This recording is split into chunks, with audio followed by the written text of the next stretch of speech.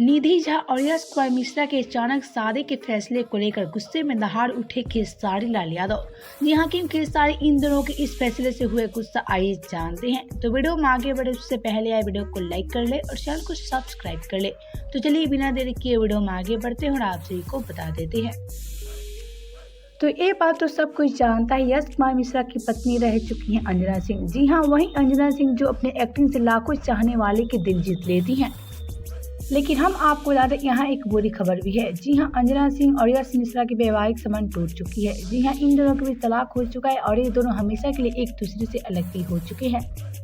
हम आपको बता दें, इन दोनों के बीच एक बेटी भी है जिसका नाम है अदिति। हम आपको बता दें, अदिति कभी अंजना सिंह के पास रहती है तो कभी यश कुमार मिश्रा के पास। लेकिन ऐसे में ही तो रही अंजना सिंह और यश कुमार मिश्रा की कुछ बातें, और आज की इस वीडियो में हम बात करने वाले हैं कि आखिर यश कुमार मिश्रा के शादी के फैसले से क्यों गुस्सा हुए खेसारी लाल यादव।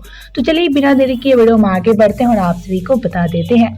तो हम आपको बता दें, खेसारी की अब तक का सबसे बड़ा बयान सामने आया है। जी हाँ, यश कुमार मिश्रा और निधि झा के इस बयान पर खेसारी ने दिया है सबसे बड़ा बयान। तो चलिए बिना देरी किए वीडियो में आगे बढ़ते हैं और आप सभी को बता देते हैं।